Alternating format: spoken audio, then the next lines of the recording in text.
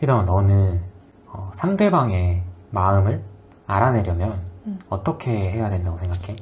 마음을 알아내려면 응. 막 질문도 하고 노력도 하고 해야지.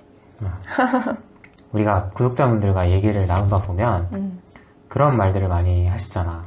제가 이렇게 말을 했는데, 이렇게 질문들을 많이 했는데 상대방은 회피형이라서 대답을 안 해줘요.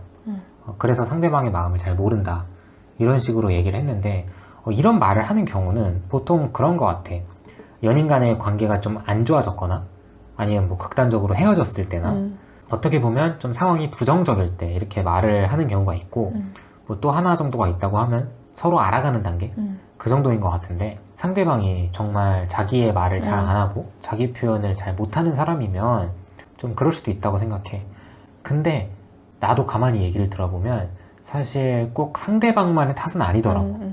문제가 무엇이냐, 내가 하는 질문이 대부분 다 별로야.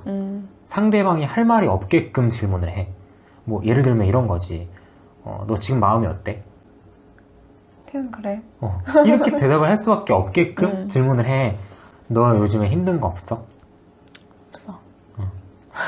그러니까 힘든 게 없을 수가 없고, 누구나 힘든 게 다 조금씩 가지고 있지만 선뜻 말을 못 하는 거야. 이 짧은 기간 안에 생각을 해내기도 굉장히 힘들거든. 그렇기 때문에 대답을 못 하는 거라는 거야. 그러니까 이게 이야기를 시작할 때 시작하는 게 어렵잖아. 근데 어느 정도 판이 깔려 있으면은 내가 이야기를 할 것도 많이 생각이 나고 하기도 되게 편하거든. 그러니까 상대가 그런 걸 아무것도 준비하지 않은 채로 그냥 물어보는 거야. 갑자기 오늘 힘든 거 없어? 라고 물어보면은 이 사람이 갑자기 무슨 말을 해야 될지 모르는 거지. 예를 들어 우리가 그 전에 나누던 대화 주제가 있었다라든지, 아니면 우리가 어떠한 상황이나 사건에 대해서 이야기를 하고 있었어.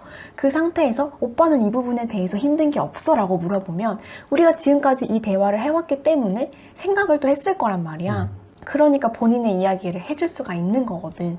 너무 아무것도 없이 계속 좀 추상적인 질문들을 던지니까 상대방은 해줄 수 있는 말이 별로 한정적이거나 없는 것 같아. 맞아. 그래서 대화를 할 때도 차츰차츰 내가 원하는 주제로 조금씩 다가가야 너가 말했던 것처럼 그 사람도 생각을 할 수가 있고 잘 대답을 할 수가 있는데, 이렇게 추상적인 질문을 통째로 날리면 상대방이 받아들이기가 굉장히 힘들다는 거야. 그래서 내가 이 사람에 대한 어떠한 부분에 대해서 알고 싶다, 그러면 내가 그 질문에 포장을 잘 해서 이야기를 해야 이 사람도 포장을 풀어서 쉽게 대답을 할 수가 있다는 거지. 뭐 예를 들면 나는 상대방이 아이스크림 중에서 어떤 걸 가장 좋아하는지 알고 싶은 거야. 근데 베스킨라빈스 이렇게 말은 해줬어. 근데 그 안에서도 어떤 맛을 좋아하는지 좀 한 번에 빨리 알고 싶은 거지. 그랬을 때 너는 베스킨라빈스 중에서 어떤 걸 좋아해? 라고 물어볼 거 아니야. 근데 상대방이 대답을 못 할 수도 있어. 왜냐면 상대방은 그걸 잘 먹지도 않고 평소에 그 메뉴에 대해서 생각을 잘 못 해낼 수도 있거든. 그러니까 내가 판을 깔아줘야 된다는 거야. 베스킨라빈스에서는 이러한 유명한 맛들이 여러 개가 있는데 이것 중에 너가 좋아하는 건 어떤 게 있어? 그럼 상대방은 선택만 하면 되거든. 그러니까 대답을 하기가 더 쉽다는 거지. 그치. 그래서 힘든 거에 대해서 물어볼 때도 어떤 게 힘들어? 라고 한 다음에 나는 노력했는데 이 사람이 회피했어요, 이렇게 자기 합리화를 하기보다는 이 사람의 생활을 내가 알잖아, 어떤 생활을 하는지. 그래서 내가 생각하기에 이런 부분이 힘들 수도 있겠다 라고 생각하는 부분을 쭉 나열을 하면서, 혹시 이런 것들 중에서 좀 힘든 건 없어? 아니면 조금 어려운 건 없어? 이렇게 물어본다면 상대방도 내가 판을 깔아줬기 때문에 조금 더 대답하기가 수월하다는 거지. 그리고 나는 이 상대의 마음을 알기 위해 가장 중요한 게 이 사람이 좋아하는 질문들을 해주는 건 것 같아. 그러니까 내가 상대방을 알고 싶다는 그 이유 하나로 상대방은 별로 얘기하고 싶지 않아 하는 부분이 있을 수 있는데, 그거를 만약에 계속 강요해서 물어봐. 그럼 이 상대방은 나중에 얘기를 하고 싶다가도 하기 싫어질 것 같거든.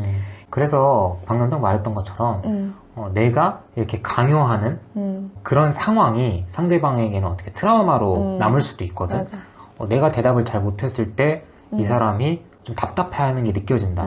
그러면 나는 대화를 더 못 이어나가겠다. 이래서 그 다음부터는 더 회피를 하게 될 수도 있다는 거지. 근데 오히려 상대방이 좋아하고 관심 있어 하는 주제에 대해서 얘기를 하다가 내가 물어보는 거야. 너가 좋아하고 관심 있어 하는 그거를 너가 앞으로 한다고 하지 않았냐. 근데 너가 생각했을 때 너가 그 목표를 이루려면 조금 어려운 게 뭐가 있을까? 어렵다고 느끼는 게 뭐가 있어? 그러면 이게 곧 그 사람이 힘들어하는 거라는 거야. 그치. 이러한 방식으로도 상대방이 어떤 마음인지 어떤 생각을 갖고 있는지 알아낼 수 있다는 거지. 그래서 이 주제에 대한 결론은 진짜 내가 상대방의 마음을 알고 싶으면 그냥 내 방식대로만 말을 하는 게 아니라 상대방이 딱 들었을 때도 이거 뭐라고 대답해야 되지? 라고 생각을 나게끔 하는 게 아니라 바로 선택을 할 수 있게끔 그런 질문을 해라.